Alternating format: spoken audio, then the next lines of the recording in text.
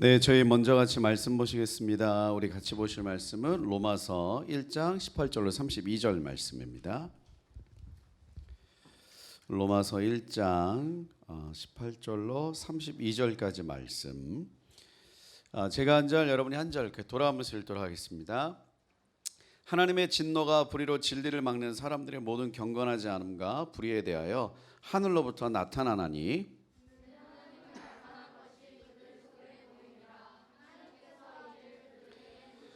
창세로부터 그의 보이지 아니하는 것들 곧 그의 영원하신 능력과 신성이 그가 만드신 만물에 분명히 보여 알려졌나니 그러므로 그들이 핑계하지 못할지니라.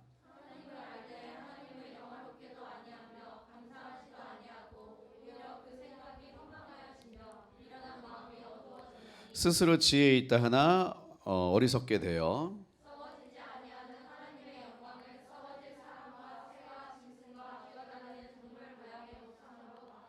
그러므로 하나님께서 그들을 마음의 정욕대로 더러움에 내버려 두사 그들의 몸을 서로 욕되게 하게 하셨으니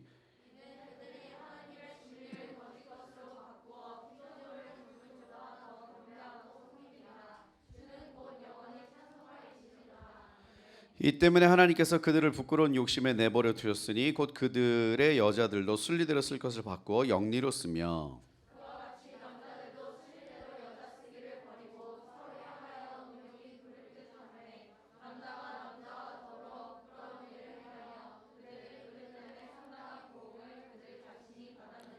또한 그들이 마음에 하나님 두기를 싫어하며 하나님께서 그들을 그 상실한 마음대로 내버려 두사 합당하지 못한 일을 하게 하셨으니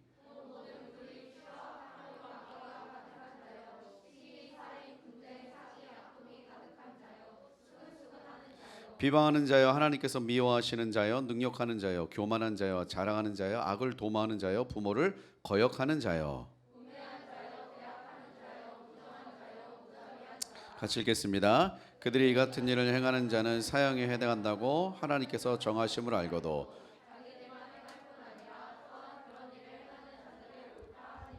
아멘. 저희가 기술 문명의 도전가 교회라는 제목으로 이제 두 번째 시간을 갖습니다. 우리 저번 주에 한번 했고요. 특별히 이제 메타버스에 대해서 우리가 좀 이해하고 또 어떻게 접근하고 또 기도하면 좋을지 이제 저희가 저번 주부터 특집으로 이제 오늘까지 두 번 정도 다루도록 합니다. 우리 저번 주에 이제 메타버스가 무엇인가 좀 이해를 했는데 조금 이제 간단하게 정리를 하면 메타버스든 AI든 그 어떤 것이든 이제 이건 기술이죠. 기술이에요. 테크놀로지라고 하는데 이 기술의 특징이 뭐냐 이것이 기술의 특징. 우리 바벨탑 사건에 나왔던 그 현장을 보니까 기술의 특징은 딱 한마디로 정의할 수 있죠. 뭐라고 정의할 수 있습니까? 새로운 공간과 법을 만든다. 그러니까 하나님의 창조하신 공간에 어떤 기술을 이용해서 다른 공간을 만드는 거가 그러니까 기술이 갖고 특징은 또 다른 공간을 창출하더라. 그리고 그 새롭게 생긴 공간은 이전에 있는 공간과는 전혀 다른 어떤 시스템, 기준, 문화 이런 것들을 작용을 하고 그 이전에 있었던 공간의 새로운 세대들을 새롭게 만든 공간으로 빨아들이는 거죠. 그러니까 바벨탑의 특징이 결국 뭐냐? 하나님 나라에 대한 대안으로 도전하는 거예요. 하나님의 나라에 대한 대안으로서 새로운 공간을 제시하는 겁니다. 여러분 사람은 하나님의 통치를 받아야 돼요. 역시 아무도 아멘이 없을 줄 알았어요. 하나님의 통치를 받지 않으면 인생은 살 수가 없습니다. 하나님의 통치를 여러분 보세요. 태어나자마자 깐난 아이가 태어난 지 한 3개월 됐어. 갑자기 엄마한테 손 들고 엄마 독립하겠어요. 가능해요 이게? 아니면 5살짜리가 독립하겠어요? 우리 중학생, 고등학생들도 계신데 독립하고 싶으세요? 갑자기 집에 갔는데 어머니가 넌 이제 17살이니 짐을 싸서 나가라. 그 여러분 할렐루야 그러시겠어요? 엄마 감사해요. 다달이 돈만 보내주세요. 그러시겠어요? 어느 그 보호하심과 돌봄이 있어요. 그럼 이제 나이가 먹으면 독립할 수 있잖아요. 물론 이제 성인이 되면 부모로부터 독립을 합니다. 왜 독립을 해요? 하나님이 정하셨거든요. 부모를 떠나 이제 한 몸이 되는 거. 근데 어쨌든 사람은 하나님의 통치를 받지 않으면 살 수가 없습니다. 왜? 사람은 완벽한 존재가 아니에요. 자, 제가 몇 가지 한 3가지 정도 질문을 하겠습니다. 나는 내가 원하는 대로 내 생각을 컨트롤 할 수 있다. 손? 갑자기 오늘은 날씨가 좋으니까 좋은 생각해야지. 그럼 좋은 생각 막 나는. 나는 내가 생각을 컨트롤할 수 있다. 손. 감사합니다. 두 번째, 나는 내 감정을 내 마음껏 컨트롤할 수 있다. 손. 네. 오늘은 기분 좋음, 오늘은 나쁨 컨트롤할 수 없죠. 나는 어떤 친구들이나 공동체 관계를 내 마음대로 컨트롤할 수 있다. 오늘은 좀 친하게 지내야지, 오늘은 좀 나쁘게 지내야지. 컨트롤 돼요? 안 되잖아. 여러분 혹시 그런 사람 있어? 밤에 자기 전에 막 생각을 뭔가 딱 하는데 그 생각이 꼬리물 계속 생각나는 사람? 병이다. 그거 빨리 치료해라고. 병이다. 그러면 여러 생각이 나잖아. 내가 그때 왜 얘기했지? 내가 얘한테 왜 이런 얘기를 했지? 어떤 생각이 통제가 안 돼요. 감정은. 특별히 사춘기 지나가는 친구들 감정이 막 기복이 있잖아. 기분 좋았다가 우울해졌다가 또 좋았다가 우울해졌다가 마이 아파처럼 막 왔다 갔다 하다가. 그리고 관계. 내가 친구랑 이 친구랑 또 아닌 공동체에서 좋은 사람처럼 지내고 싶은데 갑자기 희한하게 가고 컨트롤 안 됩니다. 그러면 또 하나 사람은 미래를 알아요? 여러분 미래를 압니까? 요즘에 여러분 우리 청년들은 많이 아실 거예요. 루나 사태 이런 거 아시죠?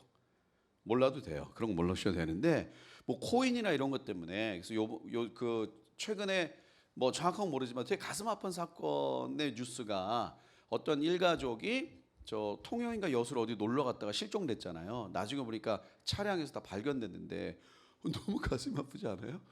난 그거 보고 너무 가슴이 아프더라고요. 왜냐면 그 아이가 11살인가 10살 되게 어린아이였단 말이에요. 근데 이제 뉴스를 가만히 보니까 이게 정확한 건 모르지만 어쨌든 그 마지막 CCTV 찍힌 게 그 펜션에서 부모님이 아이를 이제 업고 나갔는데 이게 잠들었는지 어쨌든 그 아이가 부모님과 함께 어려운 일을 당한 거잖아.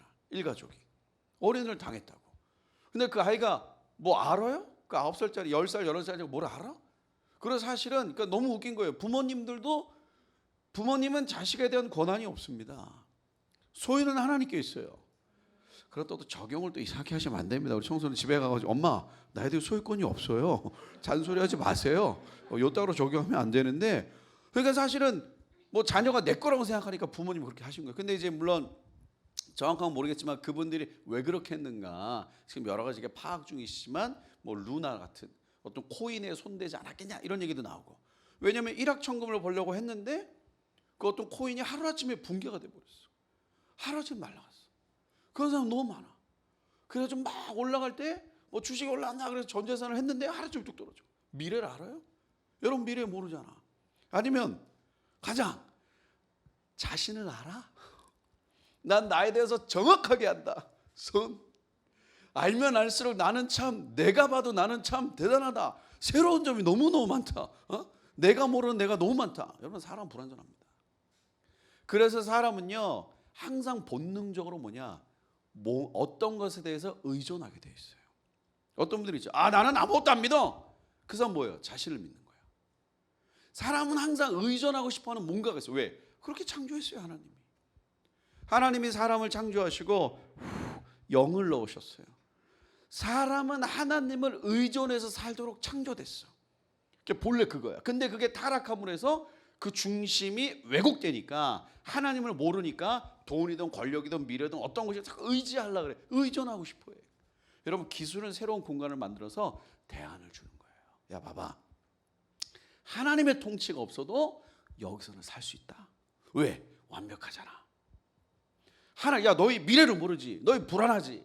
너희 예를 들어서 여러분 이 바벨탑 한때 있었던 그 시절에 막 바람이 불어. 막 자연재해가 막 와. 야 너희들 그 자연재해 어떻게 할 수 없잖아. 이 바벨탑을 보라. 여기는 자연재해로부터 보호될 수 있어. 라고 하나님의 통치에 대한 도전인 거예요. 근데 사람들이 속아. 여러분 이건 가만히 본질적으로 보면 뭐냐면요. 영원에 대하여 순간으로 속이는 것. 이렇게 정의할 수 있어. 그러니까 영원에 대하여 순간으로 속이는 거야. 여러분 우리 성경에 보면 사람이 한 번 죽는 것은 정해졌다고 했어요. 그리고 죽음 이후에는 반드시 심판이 있다고 했습니다. 우리는 죽음 이후에 영원히 사는 존재들이에요. 아멘. 우리는 한 번 살 끝나지 않습니다. 70년, 80년, 100년 살 끝나지 않아요. 우리가 이 땅에서 사는 거에 비해서는 비교할 수 없는 영원에 대한 시간을 죽음 이후에 살아야 돼. 근데 나는 뭐 어떤 것도 가기 쉽지 않아요. 나는 천국도 지옥도 그냥 가고 싶지 않고 그냥 이대로 끝내고 싶어요. 안 돼. 그건 사람이 어떻게 할 수가 없어. 죽은 다음에 심판대 앞에 가지고 주님 제가 계신 줄 살아있을 때는 하나님 계신 줄 몰랐는데 죽고 나니까 알겠네요. 그냥 저는 지옥도 싫고 그냥 이대로 끝나게 해주세요. 안 돼. 사람은요 소멸하지 않아요. 여러분 예를 들어서 뭐 만화나 이런 데 보면 막 소멸하잖아. 없어지잖아. 인간은 소멸하지 않습니다. 육신은 사라지잖아요. 마지막 때 주님의 재림의 때 모든 육체가 부활합니다.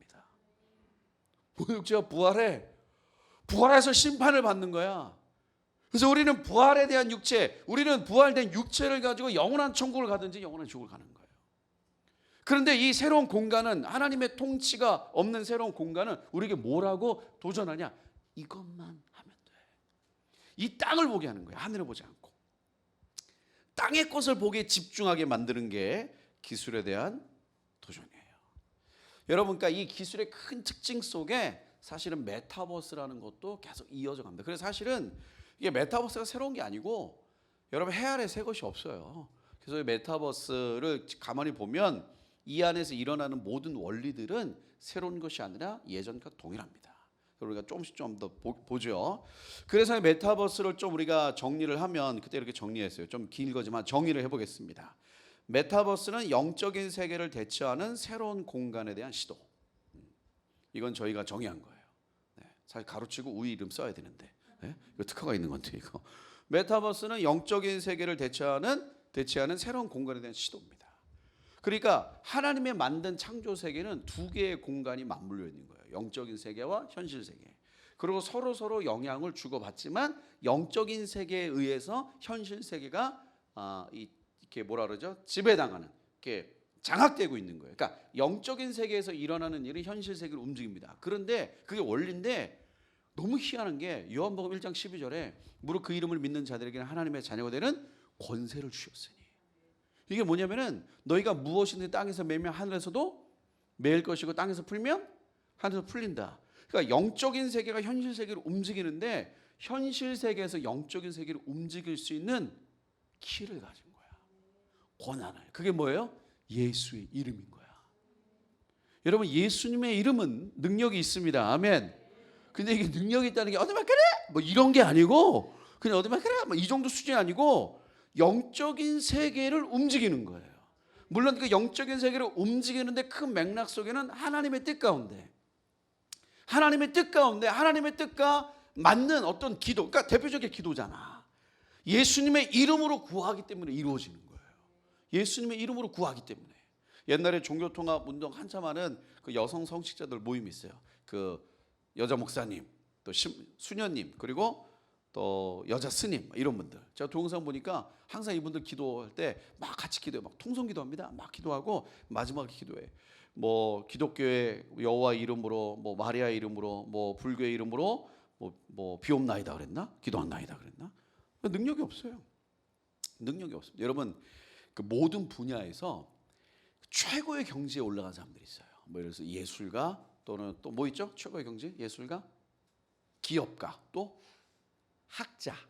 우리 얼마 전에 그 우리나라 한국인 출신의 어떤 교수님이 수학계에서 노벨상이라고 불리는 그 상을 탔어요. 그 전 세계 수학 제일 잘한다는 거예요. 그래서 뭐 제가 이렇게 기사를 쭉 봤어요. 도대체 이분이 어떤 걸로 노벨상을 타셨나 쭉 읽어봤는데 이해가 안 됩니다. 무슨 뭐를 정리를 증명하셨다는데 내가 그 정리를 찾아봤거든. 이해가 안 됩니다. 이게 어쨌든 어떤 그 최고의 전문가, 학자, 교수, 뭐 기업가, 또 뭐 있죠? 뭐 스포츠맨, 어떤 최고의 경지에 올라간 사람들은요 혼적인 걸로 올라간 거거든. 막 노력해가지고. 저 얼마 전에 어떤 분 강의를 들었는데 이분이 삼성에서 이 장로님이세요. 진짜 대단하시더라고. 삼성 전체, 그러니까 삼성의 뭐 신입사원 또 뭐예요 그 사장님들, 뭐 기업 임원들을 훈련하는 삼성의 인재개발원이라고 있어. 여기서 아주 오랜 시간 동안 부원장님으로 자리를 지켰어. 이분이 부원장이야. 원장님 누군지 아세요? 원장 갑자기 생각이 안 나네. 그 전 삼성 회장님 누구셨지? 이건희 회장님.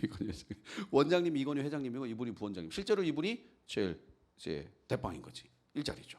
근데 이분이 끝까지 그걸 지킨 거야. 거기를 막 지킨 거. 근데 이분은 그럼 왜 이분이 그렇게 오랜 시간 동안 지키고 있었냐? 모든 최고 보세요. 삼성은요. 그분이 그러시더라고. 사장님들만 몇백 명을 해요. 그 삼성 출신 사장님 이렇게 명함에 삼성 뭐 사장 그러잖아. 모으면 한 몇백 명 된대. 뭐 무슨 뭐 이사 뭐 상무 이런 사람들 뭐 수천 명이래. 그러면 삼성에서 사장님 되고 전무님 되고 막 이런 최고 경제 올라간 사람들은요 보통 똑똑하신 분이 아니에요. 그리고 되게 열심히 사신 분이야. 제가 옛날에 삼성에 이사 된 어떤 집사님 뵀는데 그런 거 있어요. 저희가 내일 삼성 그 임원들 회의가 있대. 회의를 몇 시에 하는 줄 알아요? 새벽 3시 하시더라고. 새벽 3시에 회의하시고 마치고 같이 새벽에 골프 치시고 다 출근해. 여러분 세상 사람들도 이렇게 열심히 살아요. 여러분 만약에 열심히 교회에서 섬기는데 자 목사님 자 우리 내일 급한 일이 있으니까 회의합시다. 근데 새벽에 빠질 수 없으니 3시에 만납니다. 그럼 다 할렐루야죠? 할렐루야 누가 있어? 3시에 누가 회의하러 가요? 여러분 세상 사람들도 먹고 사는 문제 때문에 막 3시에 모여서 회의해. 예? 그리고 이럴 수 있잖아. 아침에 출근해가지고 회의할 수 있잖아. 그 자기 업무 시간을 빼고 그 새벽에 모여서 출근해. 대단한 거예요. 그러니까 이런 사람들 여러분 엄청 무서워. 엄청 집중력 있고 보통 사람들이 아니에요. 세상에서는 이런 사람들 뭐라 그래? 범상하다. 응? 아주 보통 사람이 아니다. 근데 이런 혼적인 분들이 최고의 경지에 딱 올라가잖아. 그 이분들이 가장 갈망하는 게 뭐예요? 그 다음 단계야. 그 다음 단계가 뭐죠? 영적인 거야. 그래서 제가 어저께 어떤 목사님한테 들었는데 우리나라 그 최고 기업가 막 총수 자세히 모르겠지만 이렇게 최고 기업을 경영하시는 분들이 스트레스가 많잖아요. 왜냐면 자기가 결정 잘못하면 막 회사가 막 왔다 갔다 하니까 이게 엄청난 스트레스가 있어서 고민을 엄청나게 해. 그래가지고 이분들이 정말 의외로 많은 우리나라의 많은 기업 하시는 분들이 무당 또 이렇게 뭐죠? 이렇게 막 굿하고 이런 사람들은 엄청나게 결탁돼 있대. 왜? 아무리 혼적으로 노력하고 애써도 알 수 없는 그 어떤 것이 뭐야? 영적인 거야. 근데 무당들은 뭐야? 그 영적인 세계를 문을 열어버려. 그러니까 이런 사람들 입장에서 뭐야? 대단한 거야 이게. 왜? 이거는 노력을 안 되는 거거든. 영적인 것은 노력을 안 되는 거야. 그런데 여러분 그 영적인 것이 있기 때문에 어떤 면에서 보면 교회가 또 그리스도인이 힘을 가졌단 말이야. 근데 메타버스가 그 세계를 대처하려고 하는 거예요. 물론 사실은 말도 안 되죠. 이게 뭐 대처가 된다고 볼 수는 없지만 어떻게든 그 시도를 하고 있다. 근데 그 시도를 하는 그 어떤 동기는 뭐냐? 하나님의 통치에 대한 대안을 자꾸 제시하는 거다. 그래서 메타버스라는 것은 1992년 SF 소설가 닐 스티븐슨의 쇼 크레스라는 소설에서 처음 사용됐대요. 이때 보면은 대단하잖아요. 1990년에 소설가가 쓴 소설을 보면 이때 아바타가 나와. 어떤 그 초월한 어떤 세상이 있는데 어떤 사람이 자기 아바타가 이런 고글 같은 걸 쓰고 뭐 기기를 쓰고 그 세계로 막 들어가는 거야. 그래서 이때 처음 나왔던 단어입니다. 그래서 초월 그때 이게 초월을 뜻하는 그리스어 메타와 세상 또는 우주를 뜻하는 유니버스의 합성어로 나와서 이때부터 메타버스라는 단어가 나왔고 사실은 지금 우리가 메타버스라는 걸 계속 듣지만 이때부터 사실은 학자들이나 연구진은 계속 연구하고 있었단 말이에요. 그래서 메타버스는 현실을 초월한 가상의 세계를 의미한다 이렇게 볼 수 있습니다. 가상의 세계를. 그러면 이제 몇 가지가 있는데 메타버스는 종류가 있어요. 한 4가지 정도 종류가 있는데 한번 빨리 정리를 하겠습니다. 미국의 비영리 가석 연구 재단인 ASF라는 데가 있는데 여기서 2007년에 제시한 4가지 분류 틀이 있어요. 그러니까 대부분 이 4가지 분류 틀을 가지고 지금 계속 메타버스를 적용하고 있습니다. 첫 번째 뭐냐면 증강현실이에요. 우리 증강현실의 대표적인 거 뭐냐면 지금 아마 우리 우리 청소년 잘 모르겠어요. 청년들은 잘 아실 거예요. 포켓몬고라고 그런 거 아십니까? 네. 옛날에 포켓몬고 엄청났죠. 이렇게 전화를 이렇게 막 잡고 그리고 그 한국에서는 절대 없는 그 어떤 캐릭터가 있대. 근데 그 캐릭터는 일본에서만 나오는 거야. 한국에 안 풀려 걔는. 근데 유일하게 일본 전파가 잡히는 곳이 속초였대. 그래서 한동안요 속초에 사람들이 엄청 몰려서 청년들이. 그때 이제 속초에 몰려가지고 전부 다 핸드폰 들고 다 그거 잡으러 다녔다고. 그러니까 현실 세계와 가상 세계를 결합해서 또 예를 들어서 이런 거 있죠. 뭐 대학교 같은 데서 의대 같은 데서 해부학 실험을 하는데 이런 고글을 쓰고 현실과 가상이 겹쳐져서 해부학 실험도 할 수 있고 이런 어떤 것들 이런 것을 증강현실이라고 합니다. 이게 이제 메타버스의 하나의 종류고 두 번째는 라이프로깅 이렇게 말합니다.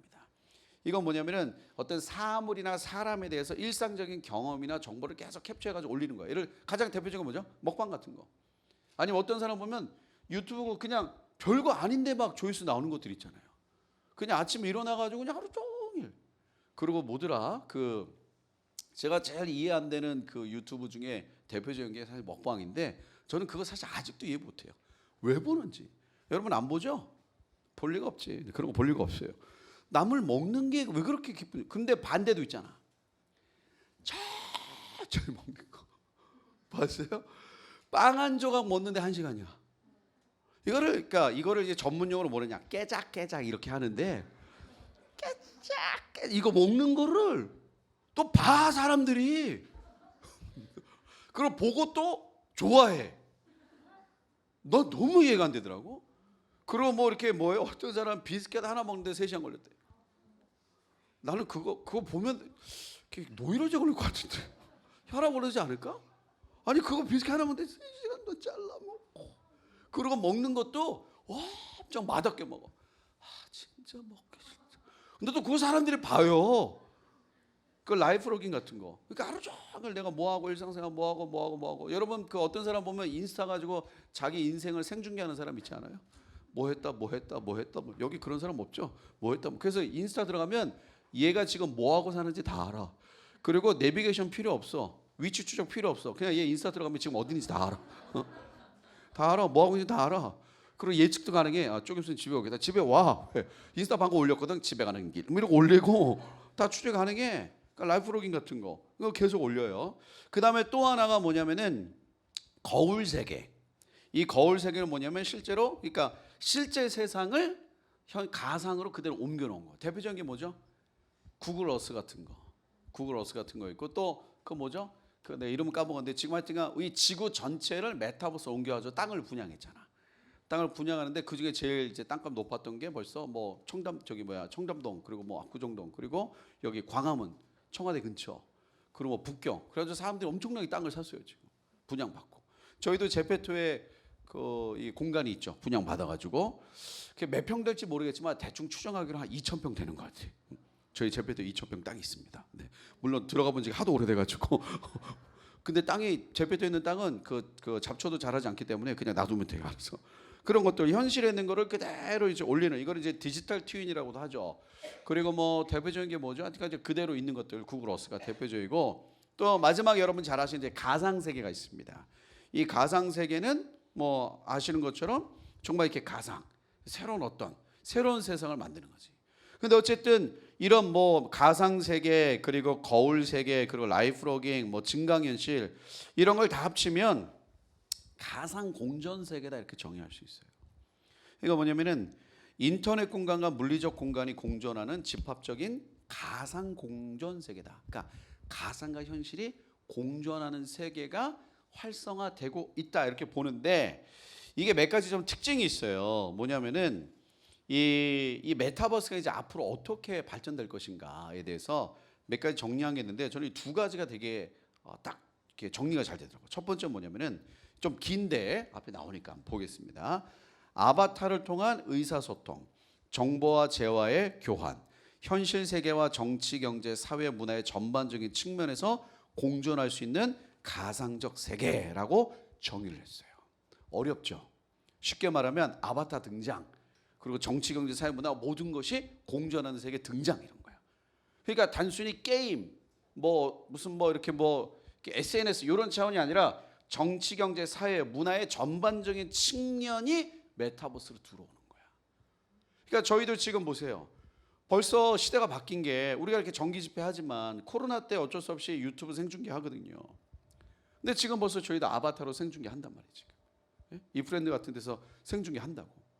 그럼 거기서 놀다가 들어온 사람들이 이 메시지라도 어떻게 들을 수 있도록 공존한다고. 벌써 통로가 달라졌잖아. 그리고 가수들도 제가 그 얼마 전에 오늘인가요 어저께인가 그 자동차가 우리 청년들도 모르실 거예요. 저희 때에 정말 유명한 자동차가 하나 있었어요. 이 자동차 이름을 아시면 이제 인생을 많이 사신 거예요. 무쏘라고 아십니까? 네, 모르실 거예요, 여러분. 무쏘라고. 제너시스 아세요? 제네시스는 아시죠? 네, 저는. 그러니까 저희 때 엄청 유명한 차가 있어, 무쏘라고. 네, 이름도 되게 멋있죠, 무쏘. 촌스럽지. 몇몇 청년들이 뭐야 저게? 뭐 이러고 있는데 무쏘라고 있는데 이게 저희 때 엄청 유명한 자동차였어요. 쌍용 자동차에서 나온 거. 근데 무쏘가 사라졌다가 최근에 무쏘의 후예라고 뭐 최신 무쏘라고 또 나왔어 그 차가. 근데 나왔는데 제가 오늘 기사로 깜짝 놀란 게 여러분 자동차 이렇게 새로운 자동차 이렇게 뭐라 그러지? 발표회? 뭐 이런 거 보면은 그냥 막 모델들이 나가지고 뭐 자동차 앞에서 막 이런 거 알아요? 막 이렇게 해가지고 막 이런 거 있잖아. 뭐 촥 이런 거. 근데 이 새로운 자동차 이 무쏘의 그 뭐 새로운 판이라고 나왔는데 이 뭐더라? 토레스인가? 뭔가 나왔어. 토레스인가? 토레스 먹는 건가? 하여튼 그러게 다 토뭔가? 그게 나와 세 글자인데. 근데 그 자동차가 데뷔하는 이 데뷔식을 로지라는 가상 인간이 그 데뷔식에서 이거를 쭉 했어요. 실제 사람이 아니고 가상 인간. 로지 이름이 로지야. 성이 뭔지 알아요? 오야. 오로지. 오로지면 되게 웃긴 거죠. 여러분 로지가 그 작년인가 1년 동안에 벌어둔 수익이 얼마인지 알아요? 가상 인간인데 10억이 넘어. 얘 광고 부럽지? 10억이 넘어. 그 얘가 광고 찍고 엄청 많아요 지금. 로지라고 이름이 오로지야. 근데 이 로지가 이 새로운 신차 발표를 얘가 했어. 그러니까 뭐냐면은 이제 아바타를 통한 의사소통이 활성화되기 시작했고 소위 말하는 가상 인간에 대한 개념이 굉장히 발달되는. 그러니까 이제는 사람들이 보세요. 점점점 사람들이 행복해지는 행복 지수가 높아질까요? 아니면 떨어질까요? 지난날의 역사적 패턴을 보면 앞으로 행복 지수는 점점점 올라갈 수 있는 확률이 없다고 봅니다. 올라가지 않는다 이렇게 말하면 좀 그렇지만 왜냐하면 점점점 세상이 어려워져. 왜? 외롭잖아. 고독해지고. 그리고 여러분 가상세계가 사람들이 열광하는 이유 중에 하나 뭐예요? 현실의 재미가 없기 때문에. 현실에 있는 게 없기 때문에. 그리고 또 하나 특징이 뭐냐면은 상호 경계를 허물며 융복합되는 형태로 변화 중이다. 그러니까 아까 말한 가상세계, 또 라이프로깅, 또 거울세계, 또 뭐 이렇게 AR 같은 거 이런 모든 것들이 이제는 경계가 사라져서 새로운 형태의 라이프 스타일을 만들어내 가고 있다. 이 한국 콘텐츠진흥원이라고 있어요. 여기서 발표한 거 보니까 VR 게임이라고 아시죠? 이렇게 VR 쓰는 거. 이 VR 게임을 경험한 이용자들이 팬데믹 이후에 26.6%가 사용하는 시간이 굉장히 증가했다고 발표했어요. 5분의 1이 팬데믹이 지나가면서 더 많이 쓰는 거야. 그리고 VR 게임으로 콘텐츠를 사본 사람들이 이거를 구입한 경험이 있는 사람들의 45.7%가 팬데믹이 지나면서 더 많이 사게 됐다. 그러니까 계속해서 증가하고 있다. 즉 메타버스가 만들어낸 이 어떤 세계를 사람들이 점점점 많이 빨려 들어가고 있다. 그리고 거기서 새로운 라이프 스타일이 만들어내고 있다. 그래서 이걸 약간 정리하면 세 가지로 좀 나눌 수 있어요. 첫 번째 뭐냐? 혼합 세계가 있다. 그리고 두 번째는 대체 세계. 그리고 세 번째는 확장 가상 세계 이렇게 표현합니다. 그러면 혼합 세계 뭔지 알겠죠? 혼합 세계. 이 현실 세계와 가상 세계가 완전히 혼합된 거지. 그래서 뭐 예를 들면 여러분 메타버스가 좀 이렇게 발전되면은 여기는 이제 청소년들이나 청년들이 그런 사람이 아무도 없으니까 예를 들어 잘 이해를 못할 것 같아요. 그러니까 게임할 때 게임 안 하잖아, 그렇죠? 해본 적도 없고, 본 적도 없고, 본 적도 없고, 그렇죠? 해본 적도 없고, 할렐루야. 근데 이 게임 캐릭터가 게임할 때만 있는 캐릭터가 게임이 끝나면 내 어떤 아바타가 되고 내 친구가 되고 아침에 일어나서 진이야 내일 날씨 어때? 뭐 시리야 내일 날씨 어때? 이렇게 물어보는 게 아니고 내가 게임할 때 사용하던 그 게임 아바타가 날씨도 알려주고 고민도 상담해주고 친구도 돼주고 뭐 이렇게 혼합된 이게 완전히 가상현실이 완전 혼합되는 거예요. 두 번째 뭐냐? 대체 세계. 이 대체 세계는 여러분 잘 아시는 것처럼 현실 세계를 대처하는. 그러니까 지금 일반적인 사람들은 그렇지 않지만 좀 사회에 어떤 어려움이 있거나 현실 세계에 어려움이 있는 사람들은 인생의 대부분을 다 사이버에서 보내잖아요. 다 그 대체 세계에서 보낸다고. 그것이 게임이든 미디어든 뭐든 다 거기서 도는 거야. 대체 세계. 그 다음 또 하나는 뭐냐? 이제 확장 가상 세계가 이제 온다. 이것은 현실과 가상이 합쳐진 혼합과는 좀 다른 겁니다. 새로운 형태의 세계가 온다. 메타버스는 그것을 시작하는 첫 키다. 그러면 자 이제 여기서 우리가 이걸 어떻게 해야 되는가? 여러분 기본 원리는 똑같아요. 자 두 가지입니다. 아까 말씀드린 처음에 기술이 갖는 의미는 뭐냐? 하나님의 나라의 통치에 대한 제안이에요. 그래서 메타버스는 결국 우리에게 이 질문을 하는 겁니다. 어느 세상에 살 것인가? 하나님의 통치가 있는 하나님의 나라에서 살 것인가? 아니면 뭔가 그럴듯하게 보이는 이 세상이 만들어낸 그 어떤 거기서 살 것인가? 어느 세상에 살 것인가? 결국 메타버스는 통치의 개념입니다. 이건 단순히 가상세계, 뭐 새로운 세계 이런 개념이 아니고 그 본질에 들어가면 뭐냐면요, 통치의 개념이에요. 누구의 통치를 받을 것인가? 어떤 통치를 받을 것인가? 여러분, 통치, 뭔가 이게 임하잖아. 통치할 때 가장 중요한 게 뭐죠? 법과 시스템입니다. 어떤 법을 따를 것이냐? 어떤 시스템에 나는 종속될 것이냐? 그럼 우리는 하나님의 통치를 받기 때문에 말씀의 법을 따르는 거예요. 말씀의 법대로 가는 겁니다. 어떤 시스템을 따라? 그러니까 세상에서 내가 잘 먹고 잘 살고, 또는 세상에서 성공하고 싶고, 또는 어떤 직업 자체가 목적이 되고, 이런 시스템이 아니라 하나님의 나라의 부르심을 따라 자기 은사를 가지고 사는 어떤 하나님 나라에서 움직이는 어떤 시스템이 있어요. 그 안에 들어가는 건데, 이 메타버스는 결국 이 메타버스가 만들어낸 세상은 우리에게 도전하는 거예요. 너 어느 세상에 살 것이냐? 너는 어떤 통치를 받을 것이냐?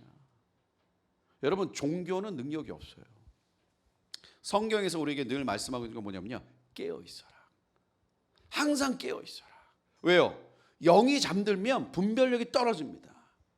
영이 잠들면 분별력이 떨어져요. 그러니까 여러분, 이 예배할 때, 그리고 하나님 말씀 앞에 딱 설 때에 영이 완전히 깨어 있어야 돼요.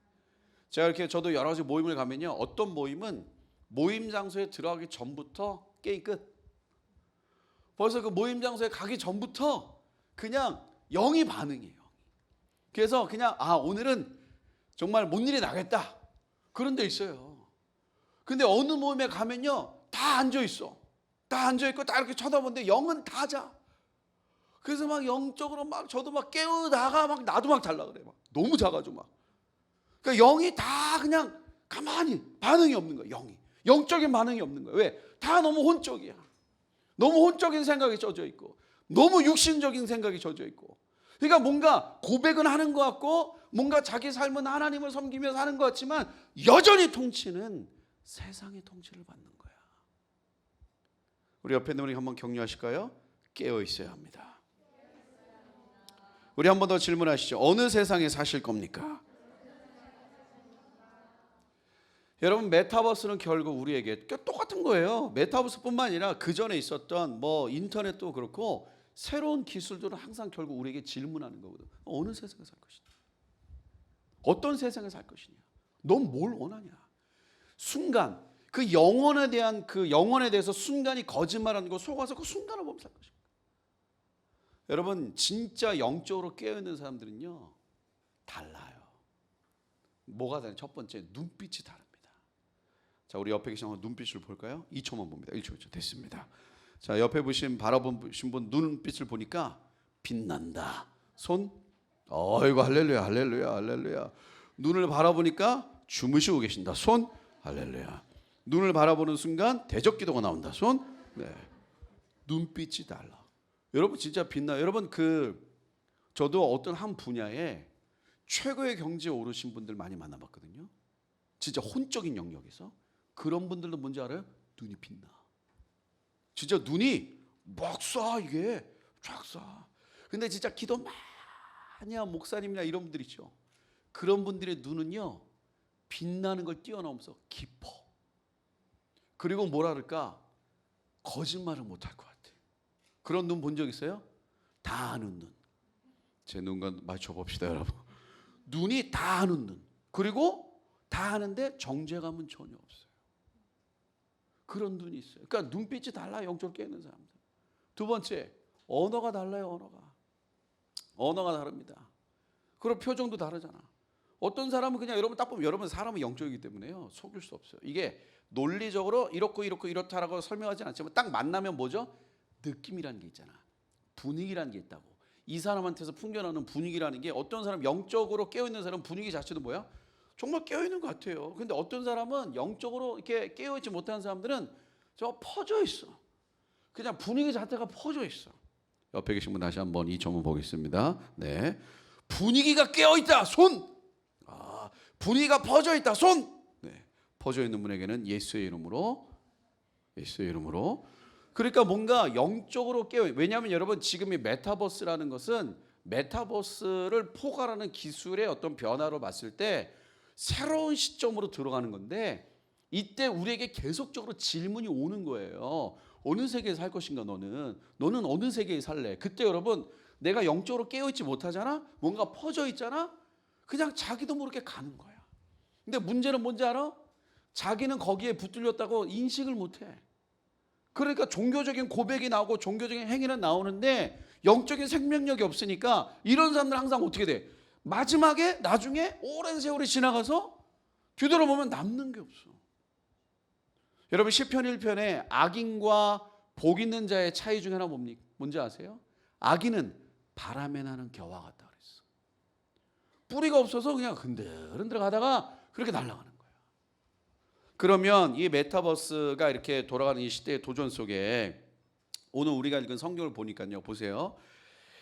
여러분, 그 세상은 과거, 그러니까 예수님 이전도 그랬고 지금도 그랬고, 어떤 역사의 순간을 봐도, 예를 들면 르네상스 이런 거 들어보셨어요? 들어보셨죠? 할렐루야. 제일 똑똑해. 우리 초등학생이 제일 똑똑해. 르네상스가 뭐죠? 응? 옛날이에요. 맞아. 르네상스 옛날이에요. 미래가 아니에요. 그렇죠. 르네상스 옛날이에요. 맞아요. 옛날이에요. 그렇죠. 어떤 뭐 문화가 꽃피우고 막 이랬다는 거야. 그리고 뭐 이런 산업혁명이 일어난 사람들이 살기 좋아졌고, 그리고 어느 날 의학이 발달하면서 너무너무 살기 좋은 세상이 된 것 같아요. 그리고 하나님의 일반 은총이 있는 거죠. 그런데 결국 이 세상을 보면 성경이 말한 게 맞아. 성경은요, 이 세상을 한마디로 뭐라고 정했냐? 그러니까 몇 가지 나와. 29절을 보니까 1장 29절을 보니까 불의가 있대. 여러분, 그 유명한 정의란 무엇인가란 그 책 아십니까? 성경만 읽으시면 됩니다. 괜찮아요. Life is not fair. 인생은 공평하지 않아요. 어떤 사람 그렇죠? 인생이 왜 이렇게 불공평해? 이제 알았어. 여러분, 거울 보세요. 인생은 공평하지 않습니다. 모든 유전 법칙이 일괄적으로 오지 않아. 어떤 친구는 부모님에 비해서 어마어마한 업그레이드를 뛰어넘어서 OS 기반 자체가 달라졌어.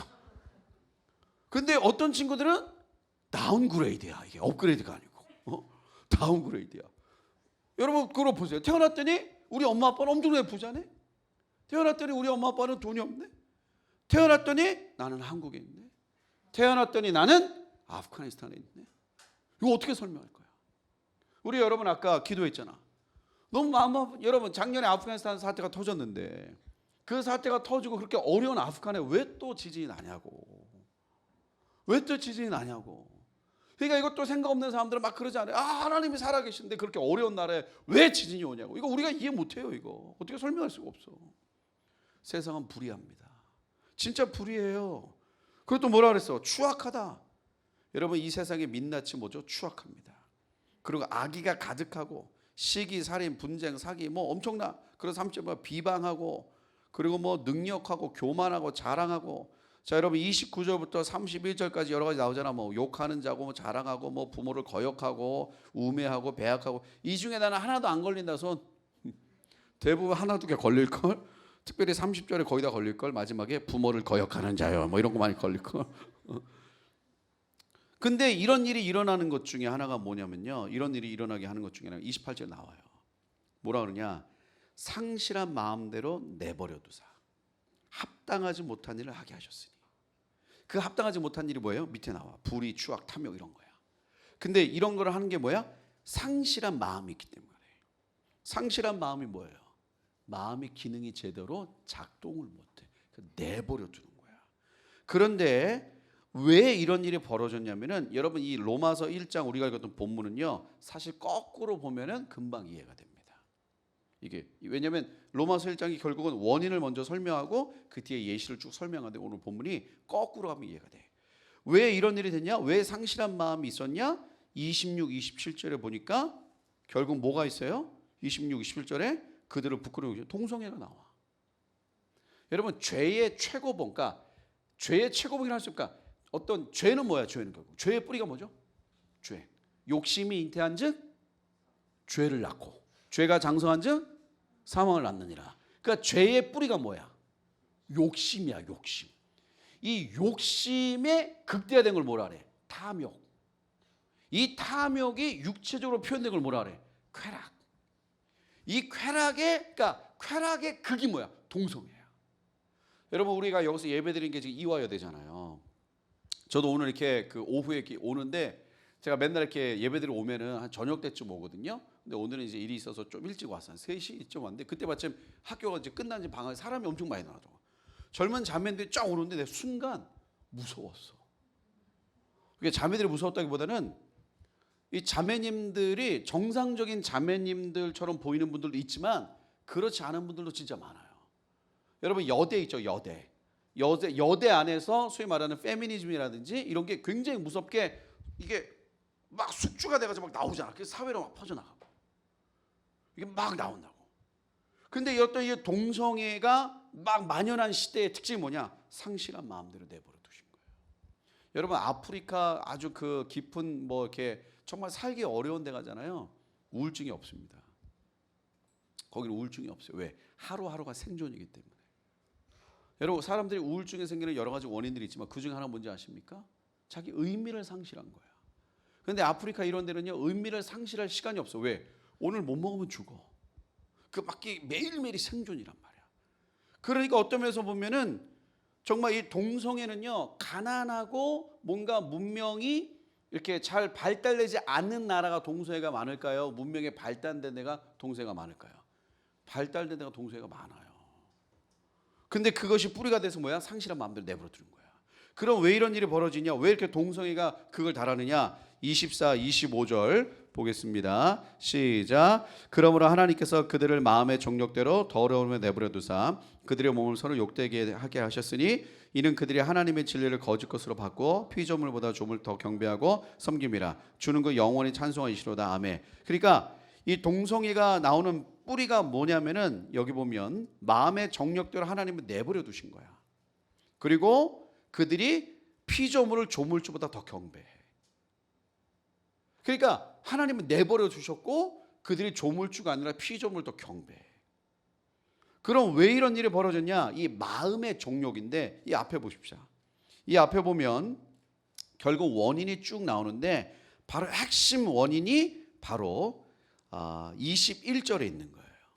우리 1장 21절을 같이 한번 읽겠습니다. 같이 읽겠습니다. 시작. 하나님을 알되 하나님을 영화롭게도 아니하며 감사하지도 아니하고 오히려 그 생각이 허망하여지며 미련한 마음이 어두워졌나니. 자, 뭐냐? 모든 문제의 원인이 뭐냐? 하나님을 알되. 근데 예수님 안 믿는 사람들도 있잖아요. 그래서 그 앞에 나오는 거야. 20절에 같이 읽겠습니다. 시작. 창세로부터 그의 보이지 아니하는 것들 곧 그의 영원하신 능력과 신성이 그가 만드신 만물에 분명히 보여 알려졌나니 그러므로 그들이 핑계하지 못할 것이니라. 하나님이 창세로부터 그의 보이지 아니하는 것들 영원하신 능력과 신성이 하나님이 만드신 만물에 뭐 했대? 보여 알려지게 했대. 하나님이 계시는구나. 하나님은 계시는구나. 이걸 하나님이 모든 만물에 보여 알게 했대. 그래서 그들이 핑계치 못할 것이다. 하나님의 심판 날에 나는 하나님 계신지 몰랐어요. 이 심판은 불공평합니다. 아무도 나에게 복음을 전해주지 않았어요. 근데 하나님 뭐라 하셨어요? 만물에 내가 보였다. 모든 만물에 내가 보였다. 하나님 보였대. 핑계하지 못할 것이다. 근데 하나님을 알되 뭐라 그랬냐? 21절에 보니까 영화롭게도 하지 않았다. 이건 무슨 하나님께 영광을 돌리지 않았어. 그리고 감사하지도 않았어요. 자, 여러분 이거 이제 두 가지 의미로 좀 쉽게 접근합니다. 자, 감사. 자, 우리 옆에 있는 사람 한번 고백할까요? 감사합니다. 해보세요. 감사합니다. 네. 누가 감사해요? 누가 감사하죠? 예를 들어서 여러분 여러분 여기 예배 오다가 문 앞에서 저랑 만났어. 예를 들어 교회 위에서 만났어. 여러분 만났는데 갑자기 하나님 제 마음에 감동을 주셨어. 그래서 여러분들에게 저녁 먹었니? 안 먹었는데요. 따라와라. 그래서 롯데리아 가서 마음껏 눌러라. 1인 3개씩 누를 수 있다. 단 한 번에 2,000원 미만으로 눌러라. 뭐 이런 거지. 그럼 가서 이렇게 사주면 여러분들이 뭐라 그러겠어요? 저한테 고맙습니다 하겠죠. 하겠지. 그렇게 먹고도 그냥 뭐 쌩 이렇게 하는 사람 없겠지. 고맙습니다 하잖아. 사람들은 언제 감사해? 은혜 받을 때야. 감사하지도 않는다는 건 뭔지 아세요? 은혜를 잃어버린 자들을 말합니다. 그러니까 뭐냐면 내가 받은 은혜에 집중하는 것이 아니고 내게 없는 거에 집중해. 안 되는 거. 이런 사람들이 있어요. 불평, 불만. 하나님은 알아. 여러분 은혜 받으셨어요? 우리 이미 다 받았어. 뭐? 구원 받았잖아. 무릇 그 이름을 믿는 자들에게 하나님의 자녀가 되는 권세를 주셔 받았잖아. 예수의 이름으로 천국에 갈 수 있는 그 은혜를 받았잖아. 여러분 이미 은혜 받은 자는요 감사가 넘치는 겁니다. 근데 어느 순간부터 뭐야? 감사가 사라졌어. 같은 상황인데도 어떤 사람은 은혜가 있는 사람들은 뭐라 해? 감사합니다 그래. 어떤 사람은 같은 상황인데도 이거 왜 이래 그런다고. 제가 오늘 어떤 분에게 너무너무 멋진 이야기를 들었어요. 어떤 분이 최근에 어려운 일이 생기는데 그전에는 모태신앙이야. 근데 좀 인생을 살다가 어려운 일이 생길 때마다 이분은 마음에 항상 그런 일이 있었대. 왜 자꾸 하나님 날 방해하시냐고. 왜 자꾸 나 하나님 방해하시냐고. 왜 이렇게 날 골탕 먹이시냐고. 하나님은 그런 분이셨어. 근데 이분이 최근에 하나님을 뜨겁게 만나셨어. 그리고 어려운 일이 생겼어. 그랬더니 그전에는 어려운 일이 생기면 하나님 왜 자꾸 나를 방해하시냐 이렇게 반응했다가 하나님 뜨겁게 만나고 나니까 하나님 감사합니다. 이 정도로 막아주셔서 감사합니다. 그리고 이걸 통해서 하나님이 저를 부르고 계시는군요. 감사합니다. 어떤 상황을 해석하는 게 싹 바뀌어. 제가 왜 이 말씀 드리냐, 여러분 메타버스가 극에 달하면요 여러 가지 혼란스러운 상황이 옵니다. 여러분 여기서 받은 은혜에 집중하셔야 돼요. 안 되는 거에 집중하면 안 돼요. 나는 왜 이것밖에 안 되지? 나는 왜 이게 안 되지? 근데 사실은 그 안 되는 것에 대해서 집중하는 사람들 깊이 들어가면 결국 뭐가 있는 거야? 욕심이 있는 거야. 욕심이.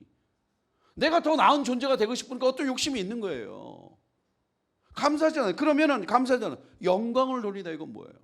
영광을 돌리다. 이거를 좀 쉽게 설명하면 우리 인생의 최우선 가치가 누구냐 이겁니다. 나는 무엇을 위해 살고 누구를 위해 살고. 성경 뭐라 그랬어? 너희가 먹든지 마시든지 하나님의 영광을 위해 하라. 대학교 왜 가? 하나님 영광 위해서 하는 거예요. 내가 왜 돈을 버는데 하나님의 영광을 위해서 하는 겁니다. 아무리 그럴싸한 일이라도 그게 하나님의 영광을 가리면 의미가 없는 거야 그게. 아무리 작은 거라도 난 주의 영광을 위해서 한다. 우리 보세요. 우리 여기 왜 예배팀 올라와? 예배팀 올라오지만 여기 전방에는 예배팀이 있어. 그러나 카메라 나오자는 후방이 있어. 후방에는 그 손가락 워리어들이 있어. 이렇게 막 이렇게 치고 이렇게 막 가사 치고. 응? 근데 이게 막 가사 쳐도 이게 보이진 않지만 얼마나 마음을 다해 칩니까? 에? 내가 이 글자 하나에 주의 영광을 위해 칩니다. 주님 영광 받아 주옵소서 라고 할 거예요. 믿으시는 팀들이. 얼마나 홀리한지 몰라. 근데 만약에 이렇게 안 하잖아. 그럼 어떤 일이 벌어지냐면 하나님을 아는데 영원하지도 않고 감사하지도 않잖아. 그런 특징이 나와. 생각이 허망해진대. 이 허망하다가 헬라 원문 보면 이런 의미예요. 윤리적으로 악해진다. 이런 사람들은요 항상 뭔지 알아요? 율가, 이 죄에 빠져. 그러니까 감사가 없고 이것이 없는 사람은요 항상 그 윤리적인 어떤 그 악한 것에 빠지는 거야. 그리고 미련한 마음이 어두워지니까 여러분 마음이 어두워지면요 하나님의 말씀의 씨앗이 뿌리지 않습니다. 그래서 어떻게 돼? 영이 맨날 죽어. 이렇게 맨날 그냥 낭망되어 있는 거야. 그러니까 뭔가 이렇게 맨날 이러고 있어 영이. 근데 이런 사람들이 어떻게 돼? 근데 대단합니다. 이런 사람들이 22절에 뭐라 그래? 스스로 지혜 있다 하나.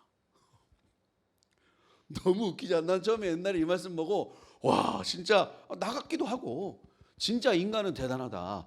왜냐하면 생각이 허망해지고 미련한 마음이 어두워졌는데 스스로 뭐라 그래? 지혜 있다.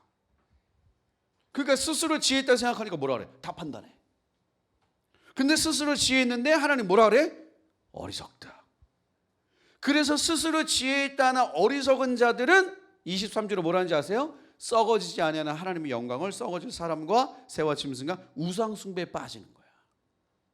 여러분 이게 딱딱 맞아. 하나님을 아는데 영어롭게도 하지 않고 감사하지도 않잖아. 그럼 어떻게 돼? 생각이 허망해지고 마음이 어두워지면서 결국 어떻게 돼? 우상 숭배에 빠져. 근데 우상 숭배에 빠진 사람들은 결론적으로 어떻게 돼? 24절에 마음의 정욕을 따라 살아. 우상 숭배에 빠진 사람들은요 마음의 정욕에 따라 사는 거야. 마음의 정욕에. 이 마음의 정욕에 빠진 사람들의 특징이 뭐예요? 피조물을 경배해. 피조물을 경배한다는 게 무슨 뭐 조각상 넣고 뭐 신이셔 이런 게 아니라 인간이 만들어 놓은 것을 경배하는 거야. 메타버스 기술이 뭐야? 인간이 만들어 놓은 걸 가지고 대안을 주니까 사람들이 우와 대개대로 경배하는 거야. 마음의 종류에 빠진 사람은 피조물을 경배하게 돼 있어요. 그러나 성경은 뭐라고 말합니까? 누굴 경배해야 돼? 영원히 찬송할 주님이 있다고 말하는 거예요. 영원히 찬송할 주님이 있다는 거예요. 이 영광과 감사를 잃어버린, 그래서 사실은 메타버스가 만들어낸 엄청난 도전하는 시대 속에 그냥 우리는 그 뿌리를 딱 잡으면 돼. 하나님을 영어롭게 하고 감사하는 것을 회복한다. 은혜를 붙잡는다. 없는 걸 보는 것이 아니라 받은 은혜에 집중한다. 먹든지 마시든지 주의 영광을 위해 산다. 그러면 이 도전하는 시대로 우리는 잘 넘어갈 수 있어요. 하나님께서 그렇게 우리에게 은혜를 줄 줄 믿습니다. 우리 옆에 계신 한번 이렇게 좀 격려하고 함께 좀 기도했으면 좋겠는데요. 하나님께 영광을 돌리고 감사하면서 합시다. 우리 한번 더 격려하시죠. 없는 거 보지 말고 받은 은혜 보세요. 우리 창조의 아버지 같이 한번 하실까요? 네, 우리 같이 한번 좀 찬양하고, 우리 같이 한번 찬양하고 함께 좀 기도하겠습니다. 괜찮으시면 한번 일어나서 같이 한번 찬양하고 함께 기도하도록 하겠습니다.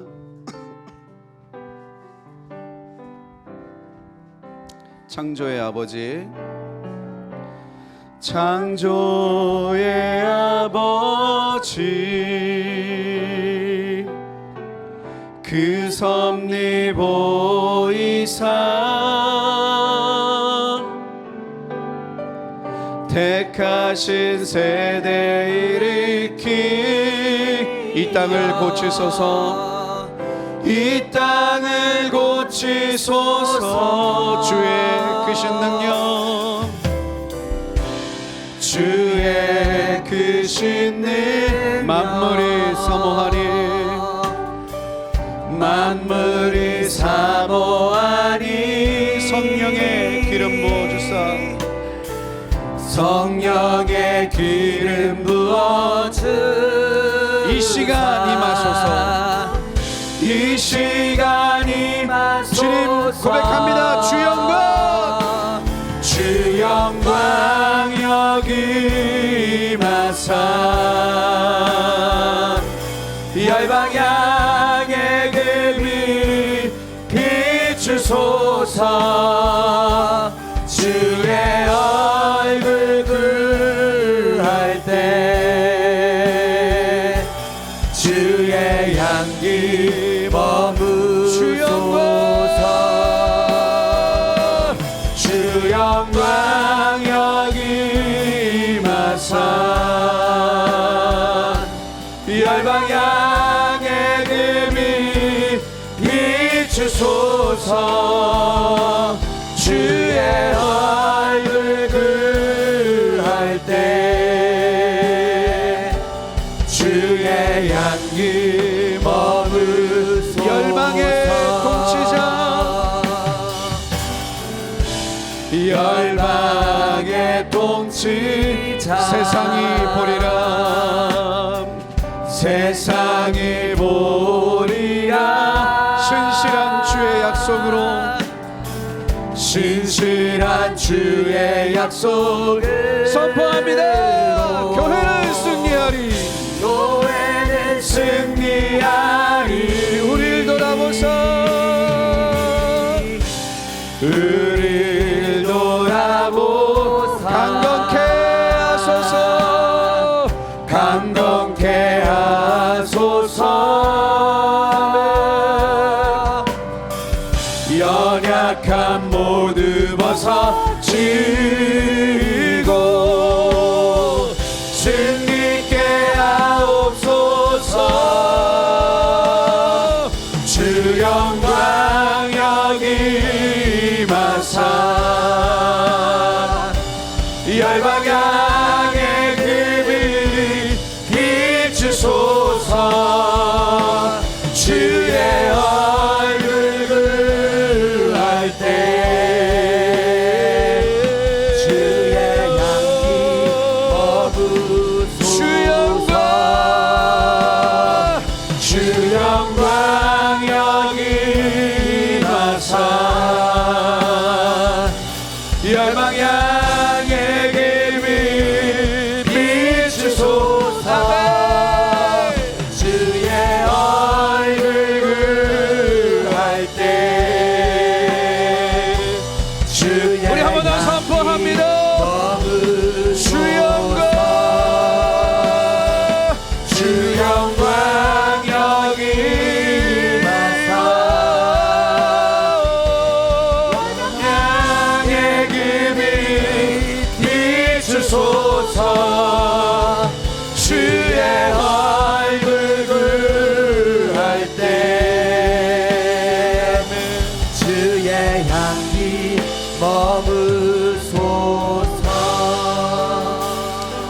우리 시간 같이 한번 좀 기도했으면 좋겠습니다. 우리 기술이 개발되고 발전되면서 메타버스 같은 여러 가지 것들이 도전하고 있습니다. 기술 문명이죠.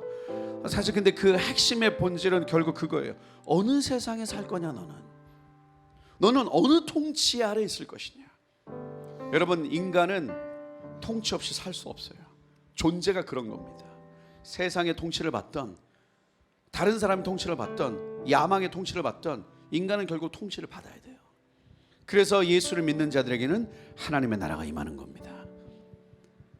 예수를 모르는 자들은 세상의 통치를 받기 때문에 노예가 돼서 사는 거예요. 죄의 노예가 돼서. 근데 우리가 예수의 이름을 부를 때에, 우리가 예수님을 믿을 때, 영접할 때 하나님의 나라가 우리에게 임하는 것입니다. 여러분이 급변하는 시대, 팬데믹 이후에 메타버스가 막 발전되고 하는 이 시대에 결국 우리에게 물어보는 거예요. 세상이, 너는 어느 세상에 살 것이냐, 너는 어떤 통치를 받을 것이냐. 여러분, 메타버스는 결국 통치의 개념이에요. 우리 이 시간 좀 기도할 때, 하나님, 제가 주의 나라를 사모합니다. 제가 하나님의 통치를 받기를 원합니다. 내 뜻이 아니라 하나님의 뜻 가운데 있기를 원합니다. 하나님, 오늘 이 밤에 내게 주의 나라가 임하게 하여 주옵소서. 우리가 원합니다. 주님의 통치를 원합니다. 우리에게 임하여 주옵소서. 하나님의 통치가 임하게 하여 주옵소서. 우리 함께 기도합니다. 주의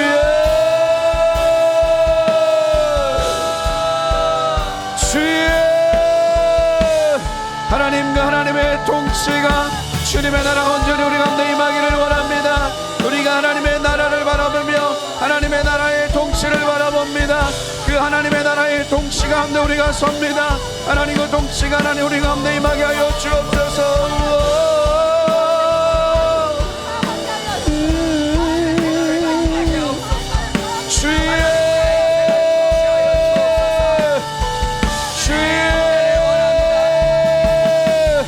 아버지의 나라가, 그 주님의 통치가 하나님 우리 가운데 하나님 온전히 임하게 하여 주옵소서. 그 하나님의 통치가 우리 가운데 임하기를 원합니다. 하나님, 우리가 주의 나라에 삽니다. 우리가 주의 나라에 삽니다. 우리가 주님의 나라에 삽니다. 그 하나님의 통치가, 그 하나님의 법이, 그 하나님의 인도하심이 하나님 우리의 삶을 다스리게 하시고 주관하게 하여 주옵소서. 하나님의 나라가 우리 가운데 임하게 하여 주옵소서. 주님의 나라가 우리 가운데 임하게 하여 주옵소서. 하나님, 모든 더러운 것과 악한 것들은 떠나가게 하시며 내 영아 깨어라, 내 영아 깨어라, 내 영아 깨어라.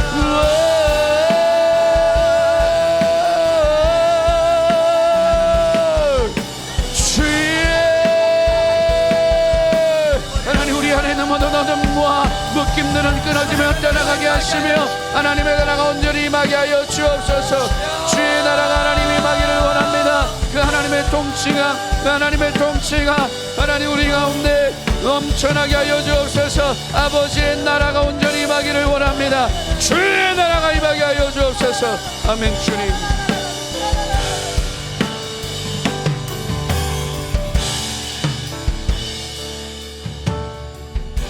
여러분, 결국 메타버스가 앞으로 어떻게 될지 모르겠지만 이 기술 문명은 결국은 새로운 공간을 만들어서 우리에게 대안을 주는 거예요. 주는 것처럼 속이는 겁니다. 근데 그것이 아주 교묘하게 오기 때문에 많은 교회와 그리스도인들도 무너지고 넘어가는 거예요. 속는 거예요. 혼탁하게 묶이는 겁니다.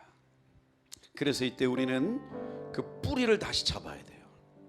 사람들이 어떤 시대가 오든지 결국은 뭐예요? 불의와 탐욕과 이 죄악의 물들어 가는 건데, 그 뿌리가 뭐죠?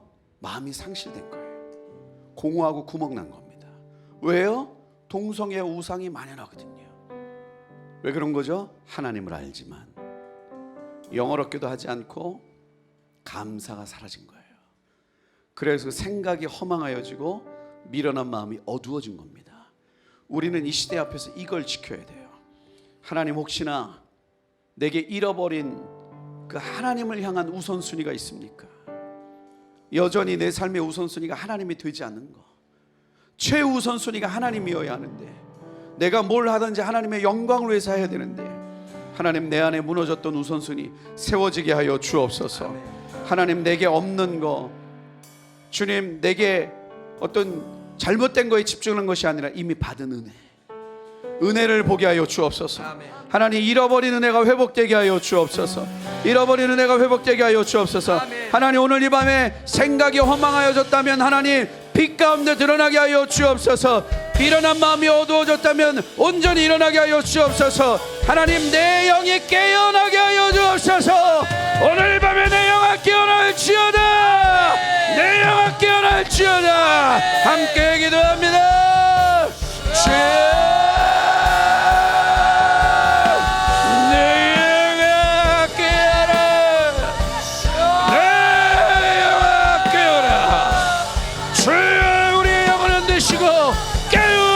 주여, 낭만을 무너지고 잠들어 있는 영들아 깨어라. 깨어라. 하나님, 우리의 영이 깨어나게 하여 주옵소서. 모든 허망한 생각과 미련한 어두워진 마음들을 떠나가게 하시고 감사와 영화가 회복되기를 원합니다.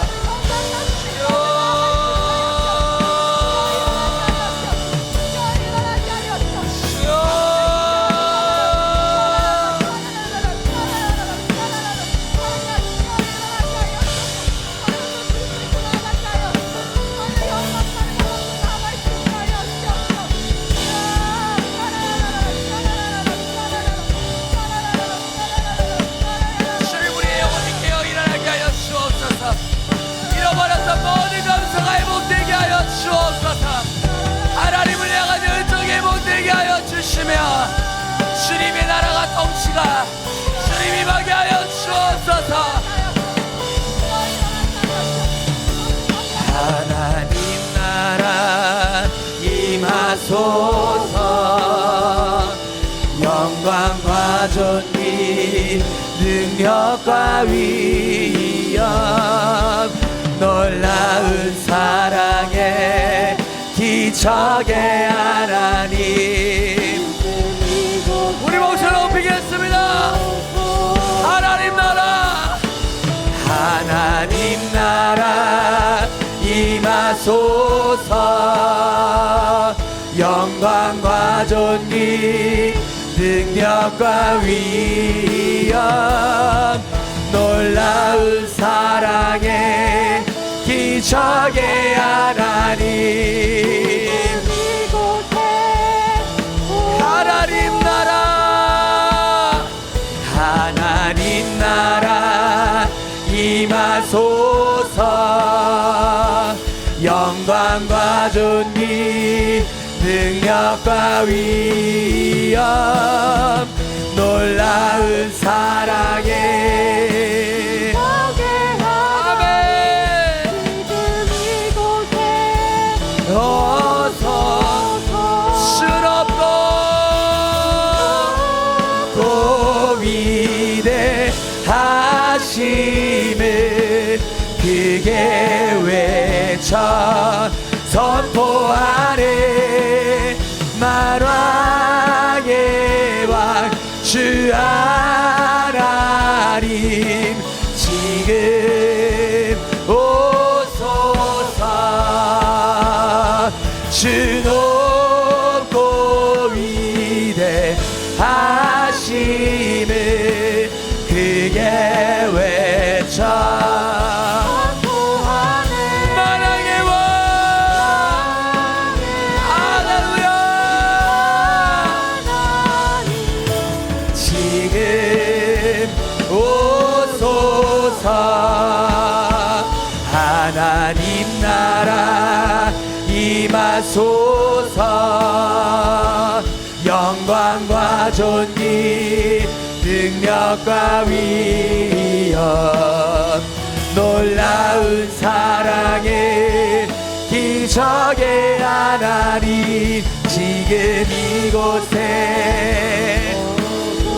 놀라운 사랑에 놀라운 사랑에 기적의 하나님 놀라운 사랑에 놀라운 사랑에 기적의 하나님 오소서.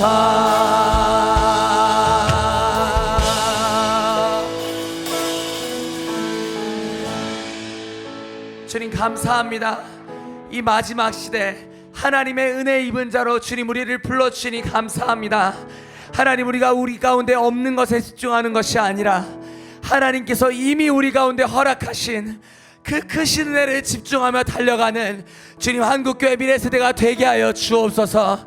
하나님의 은혜만을 바라보며 하나님이 어두운 세상을 주님 뚫고 일어나길 원하오니 주님 우리 가운데 기름 부어주시고 우리의 삶 가운데 감사가 넘쳐나게 하여 주옵소서. 그렇게 하실 주님을 찬양합니다.